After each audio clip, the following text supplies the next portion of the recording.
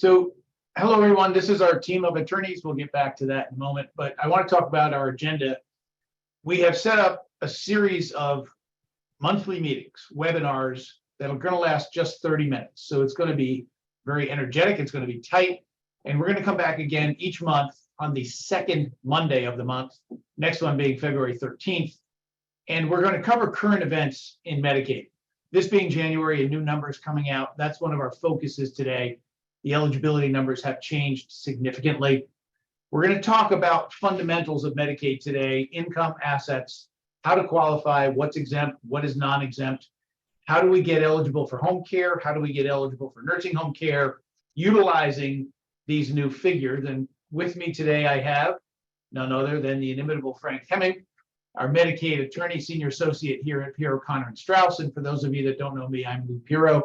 And when we're talking about Medicaid, we're talking about primarily long-term care. Medicaid covers a whole host of things. It's primary care for many people. It covers optical, dental, and a whole host of other things, prescription medications.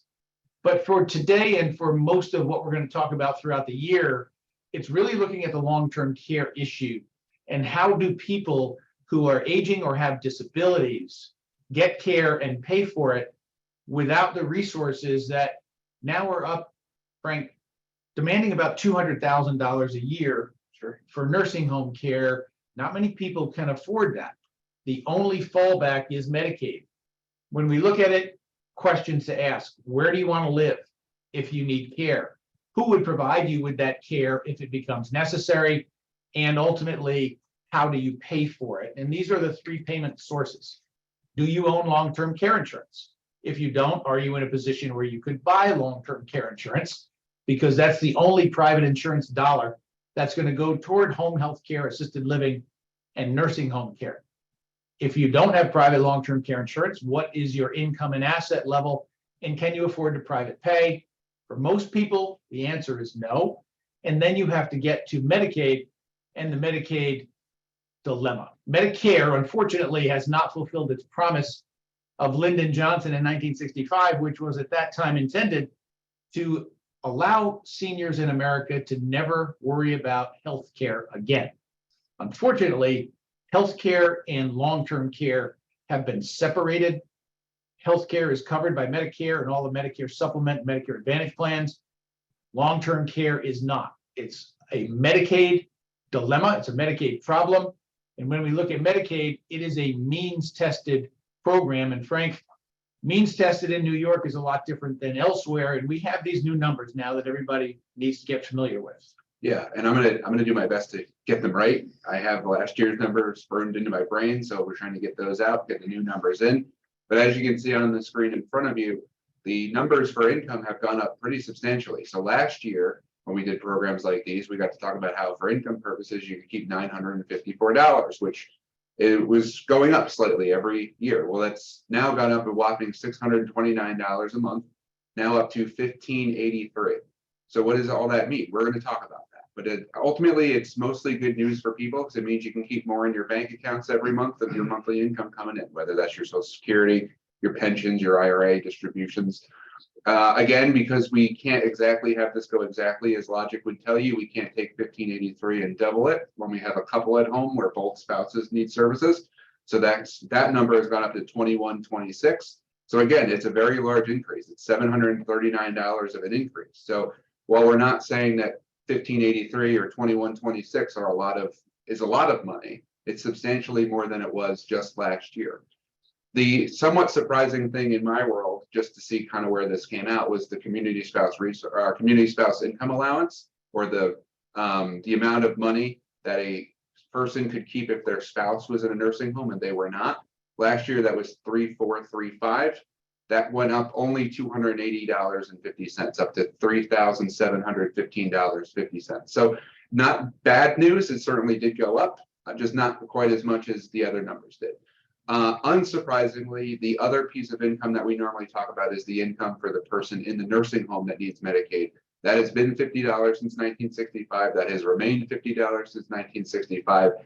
Lou, I can't speak to maybe you as much here. I would have been much more surprised if that number had changed, but it didn't. Well, the cost of slippers and haircuts has gone up, and that's generally what that patient account is used for, incidentals in the nursing home. You get 3 meals, you get your room and board, but for other things, it's $50 a month, and there is no saving that income. We're going to talk about something called a pooled income trust later on in the program. And a pooled income trust, Frank, is how income gets sheltered above the income level for the Medicaid applicant. And now we have this jump from 954 to 1583. What happens to people that have been making pooled income contributions based upon income between 954 and 1583? Yeah, so they don't have to make pooled trust contributions any longer. And the counties, I think, have generally been very good about this. We have gotten stacks and stacks of notices from all of our current Medicaid clients that are out receiving services from their local county Department of Social Service, saying that there has been a change in the income numbers and that rebudgeting was occurring, and that you may not need to continue to go about your spend down any longer. So while this is very good news for our friends, receiving home care services, because you may not need to filter your income through a pooled trust any longer, it's not necessarily the best news for our friends at the pooled trust, just because they unfortunately are going to lose some contributions from this. It's hard to say that that's necessarily a bad thing in some respects, but it's not great for their business, obviously. And we always have to worry about resources in addition to income. Yeah, so just to be clear, resources, it could also mean assets. I try to be consistent when I speak on programs like this, but if I happen to say asset, it just means resources. So again, we're seeing pretty substantial increases. So last year, if you were an individual at home or in a nursing home, your asset or resource allowance was $16,800. That's gone up $11,133. So that's all the way up to $28,133. We have a couple, again, you can't double it. So that's gone up $13,302 all the way up to $37,902. And I guess, unsurprisingly, the community spouse resource allowance, while the upper tail did increase up to $148,620, the lower tail, which is really where we tend to focus for safety purposes for our clients, that remained at $74,820. So it's a complicated rule that New York enacted way back in Governor Pataki's regime. So it's 1/2 of the assets up to a maximum number. But if you don't have more than double that 74,820, it really doesn't matter. So that number didn't change. 74,820 didn't go up, but the resource levels did. If you talk to people from outside New York State, you have people coming in from Florida, from other states. Almost every other state has an asset cap or resource cap of $2,000, which is the SSI resource cap. So New York has always been way out ahead of the curve in terms of allowing additional resources. Now they went from 16.8 to 28,133. And Frank, certain assets don't count against that, and these are very important for a lot of people. Yeah, especially some of the bigger ones on this. So obviously you can have up to 28,133 in your bank account, or spread amongst your brokerage accounts or your life insurance cash value, things like that. We're very big proponents of prepaying for your burial funeral arrangements if you're going on Medicaid, because obviously, just like everyone else, when you pass, things need to happen and funds need to be used to pay for those. So Medicaid never has a problem with you prepaying your burial arrangement. Only caveat I'll put on this is, if you are going to consider doing this, make sure that your arrangement is irrevocable, because that's what Medicaid's going to want to see. If you have income producing property, like an active business, technically the asset is an exempt asset or resource. The income from it may not necessarily be exempt, depending on whether you show a net positive at the end of the year for income purposes. Life insurance, we don't tend to use this one very much because it's not a very large number, and it's one of those numbers that, again, hasn't changed since 1965. But if you do have life insurance that has a face value of less than $1,500, then the cash value of that policy, regardless of its value, would be exempt. We'll throw on with that as well. That whole amount of face value life insurance, that's totaled across all of your policies. So if you had 4 policies, all with a face value of $1,000, you don't get this exemption. You have to have total life insurance face value at $1,500 or less to get that exemption. Big one for our clients is that IRA and periodic payment status. Happens automatically at 72. Sometimes we have clients, unfortunately, that need Medicaid before they reach 72. So this is a huge one that, again, just like the asset limits, just like Lou just talked about, this is not a common thing across states where that IRA is exempt. It's exempt here as long as it's in cash or it's in periodic payment status. Last one is one car, regardless of its value. You notice that we don't put a dollar figure there. So you could have anything from the beat up car that no one wants to the luxury car that everyone wants. As long as you only have one, Medicaid does not care. From an asset perspective, they do not value that one car as long as you only have one. Okay, IRAs are exempt in Florida and New York, but most other states, no. So if you jump the border to Massachusetts or you go to Pennsylvania, those IRAs are going to be countable assets and you have to deal with them in a spend down fashion. So these exempt assets, your cash exemption of 28,133, prepay things like funeral and burial expenses. If you have income producing property, we have been pretty successful at getting that exempted for Medicaid purposes without transfer. The life insurance is a minor factor. IRAs are major factors, but remember, you have to take a required minimum distribution from the IRA in order to exempt it. And the one major asset that we don't have on that slide, that's on this slide, is the home. Yeah, and your home gets very, I would say, nebulous with this because there are parts of this that are very favorable and parts that are kind of hiding in the weeds. So your home generally is exempt if you, your spouse, a minor or disabled child lives there.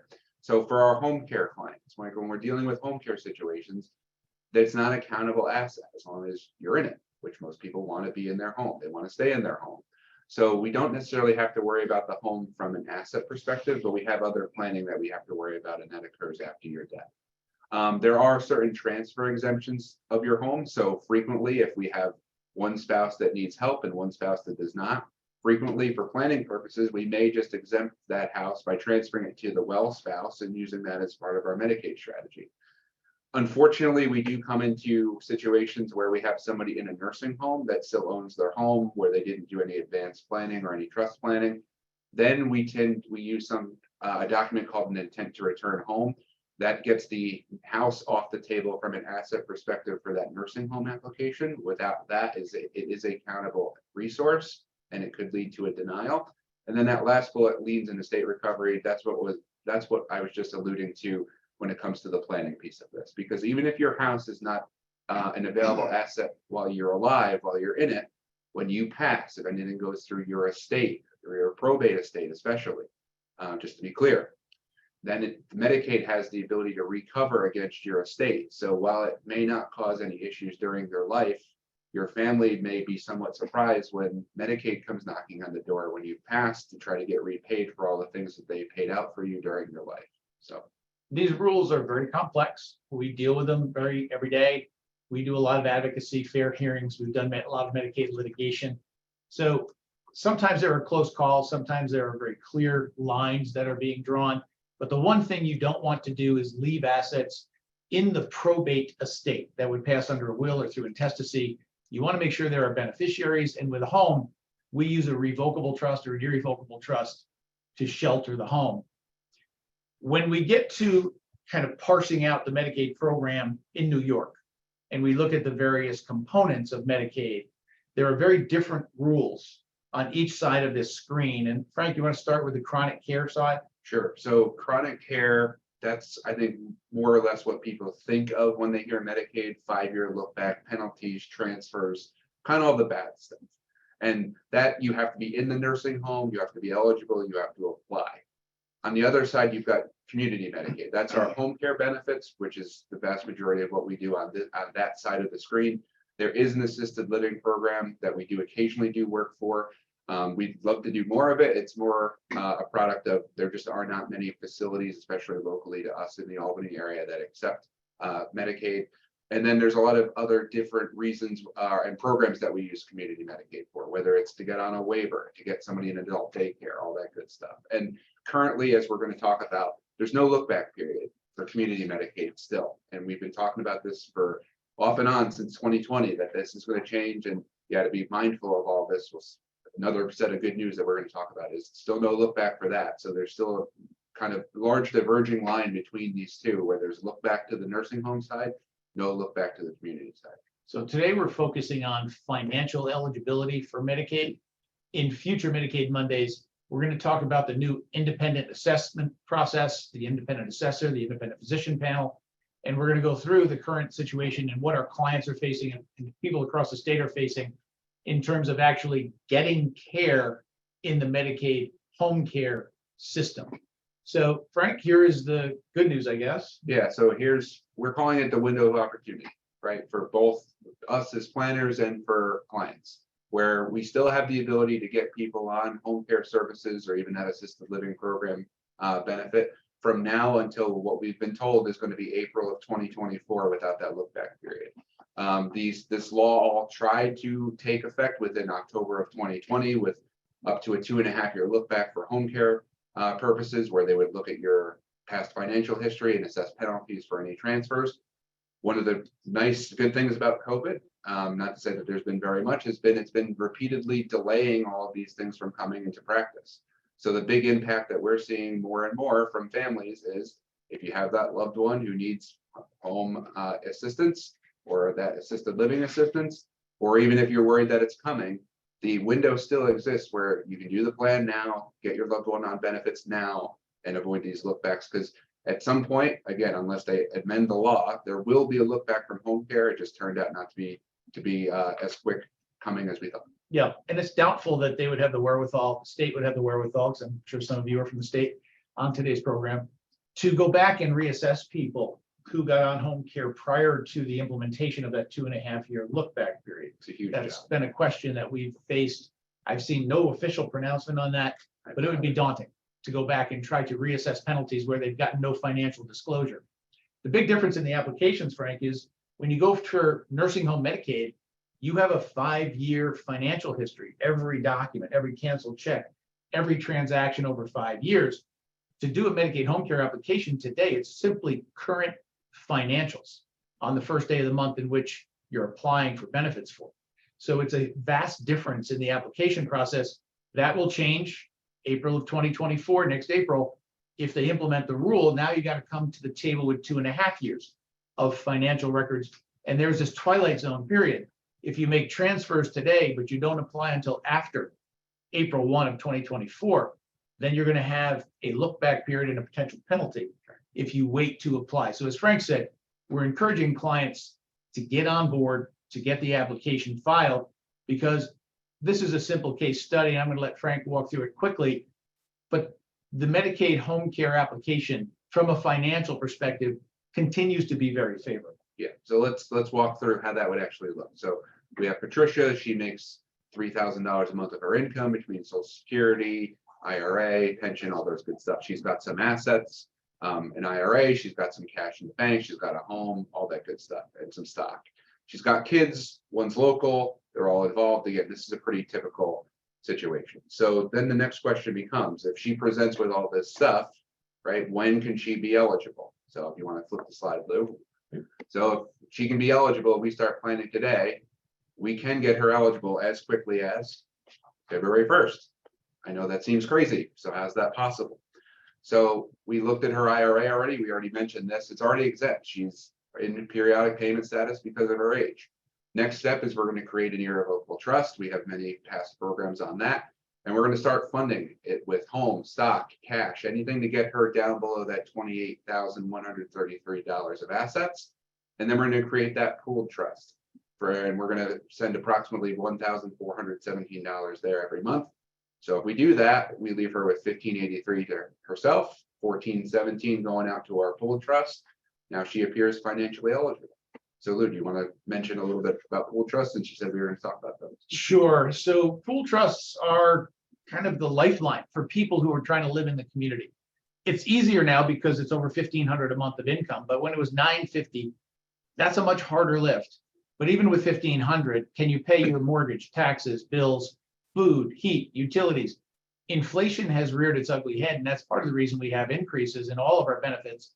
But it's still hard to make those payments. So the pool trust allows a diversion of excess income into a trust fund run by a charity. The charity is a statutory creation. The pool trust is a statutory creation. It's all done under federal law.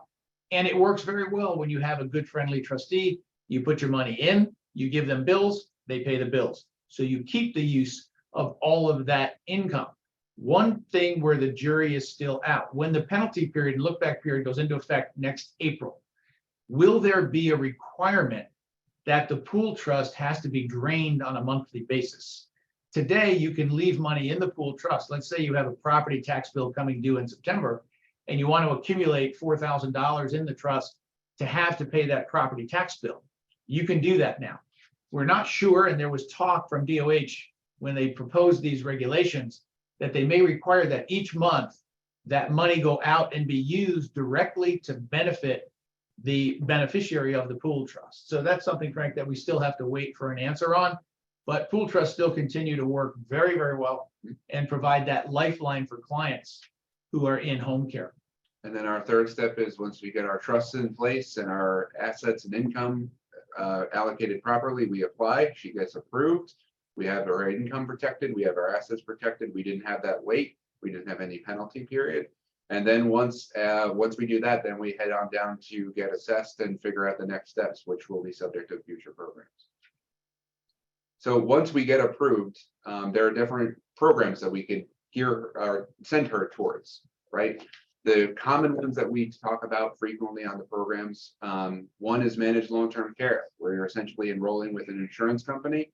They're contracting with a local agency, and they're bringing in caregivers from that agency to actually provide the help to the loved one. These days, as I'm sure many of you are seeing in your everyday lives and your jobs, there's a shortage of aides.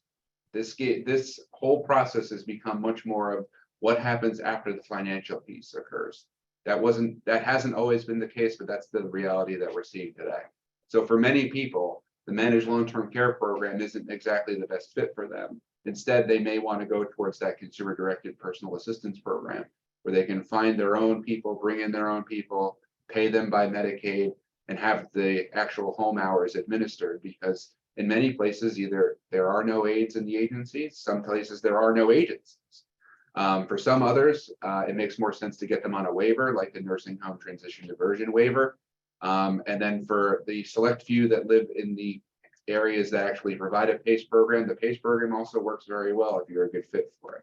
So at the end of the day, just doing the financial piece, doing the planning piece, that's a very good start to all this. But if you kind of stop worrying about what happens with just looking at the finances, you're not really taking into account what the real crux of the problem is, and that's getting on the right program, getting your people, getting your help in. How long does it take, Frank, post financial application? Or let's say we have our case study, and we're going to apply for benefits effective February 1. Sure. How long will it take her to get services? So based on what we've been hearing from both our clients, our care manager friends, things like that, we're seeing anywhere usually between 3 to almost 6 months. Because unfortunately, again, we're going to unpack more of this when we get kind of into the rabbit hole about the assessment process. But there's just a lot of things that get out of our control once we get that financial eligibility with the current assessment process, getting that independent nurse to come in to do that assessment, getting that independent doctor visit scheduled. If we have a pool trust still, there's still a disability review that has to take place. So unfortunately, unless you're using immediate needs, which kind of has its own issues now, which we're going to talk about, it's not unfortunately a snap of your fingers and we're done. So the nursing home application still has the 5-year look back. You still have to have a clear path, a clear history if you want to apply and get immediate benefits. If you have transferred assets, there's going to be a waiting period based upon the average regional cost of nursing home care. We'll show you that in a moment. But it's also still time to plan. If you're going into a nursing home and you have excess resources, it is even at that late stage, not too late. In fact, we've had clients that have come to us and said, Mom had 300,000, she's got 100,000 left. Can you save any of it? And we say, well, where were you 2 years ago? But we can still save money out of that $100,000 through something we refer to as the rule of halves. And when we have this transfer, when we get to the Medicaid chronic care application, we have a spend down. We try to be as aggressive as possible, pay your attorney's fees, not a bad idea, but also spend and buy anything that's necessary for that individual. And then look at, can you transfer things that are not going to create that penalty? Right, to a spouse, to a disabled child, to siblings in certain situations with the home. There are a lot of avenues, right? We'll put it that way. There are a lot of avenues to get rid of assets safely. It's just making sure that you're doing it safely with the council of people who know what we're doing. Big ones here, sometimes we ask people, pretty frankly, to be honest, have you made gifts in the past 5 years? Common people will say no, because at the end of the day, they don't think these are gifts or transfers. But if you put your house, if you put your kids' names on the house, if somebody graduated or got married and you gave them a nice set of cash to get their married life started or their scholastic life started, that's a gift. If you make a gift to a charity or a church, that's a gift. So it's not that these typically can't be dealt with. It's just the more information we know up front, when we know we're going to have to do that 5 years of audits on your accounts, the better.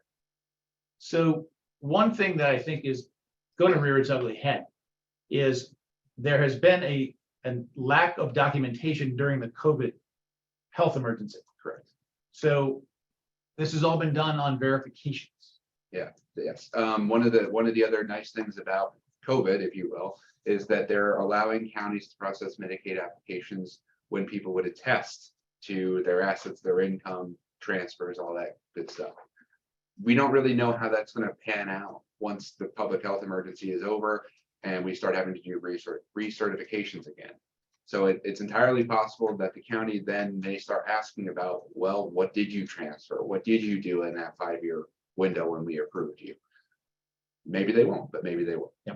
And there are a lot of people filing Medicaid applications today that, number one, perhaps don't know all the nuances of the law.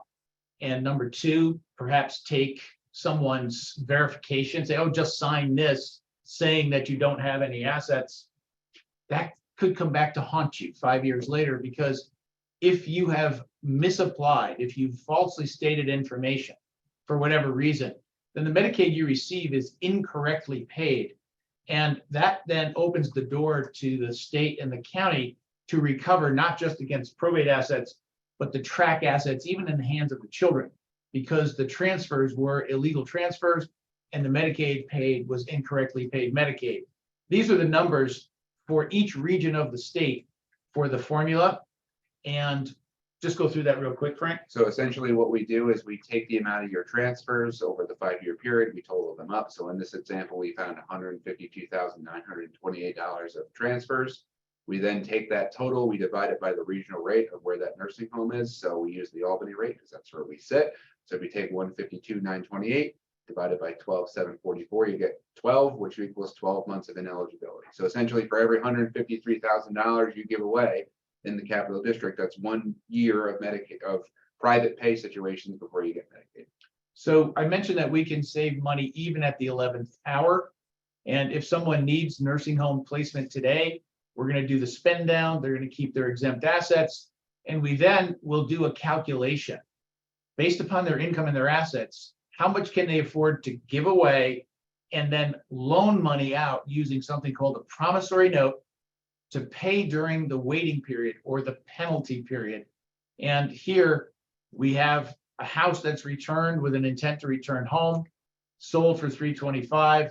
We then have cash, Frank, that has to be dealt with. Right. So if in Carol, in our example, if she's applying for Medicaid, she can only have $28,133. So in our typical practice, we like to leave people comfortably below that allowance. We don't want people going above that allowance. So in this example, we left her with $20,000, which is more than she used to be able to have, it comfortably under the new limit.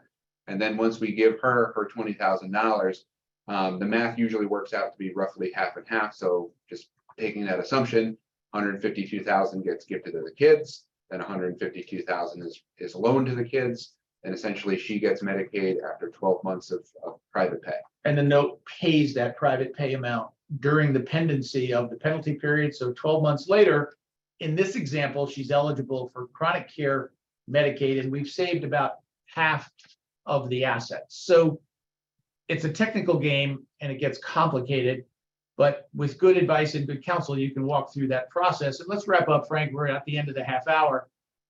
We have more income and assets now than ever before, and far more than any other state. Right, which is great. To qualify for Medicaid.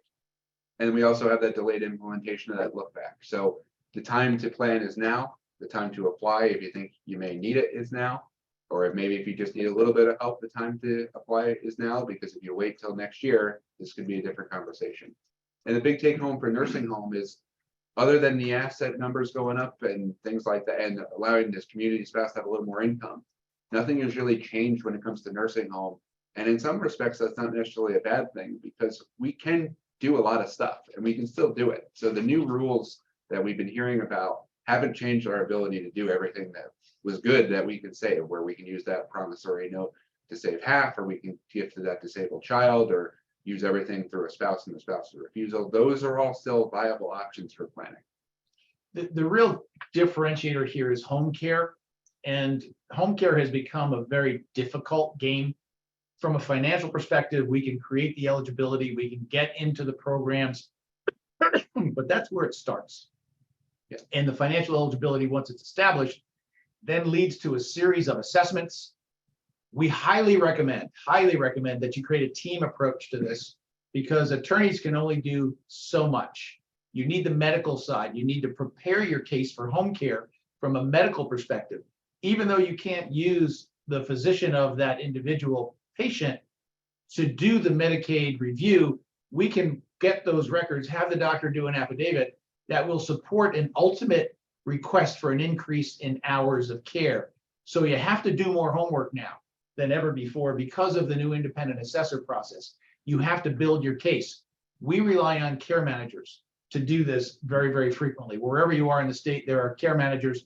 We work with the Association of Life Care, ALCA, Aging Life Care Association.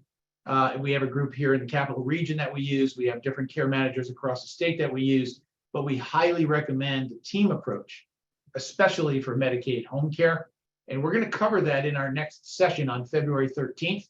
We're going to dig more deeply into the next steps once financial eligibility is created, getting that immediate needs application if you need it to get care sooner, and making the best use of the resources that you have in your community, using consumer directed wisely, how to find the aids, manage the aids, and work with consumer directed organizations to do that payroll, how to do this in a way that when people won't work for the wages that they're being paid under Medicaid, how do you navigate that? How do you find people to do this? And there are some things we'll talk about in that regard as well. And you can register for the February 13th program. We'll talk about spousal refusal and a whole host of other topics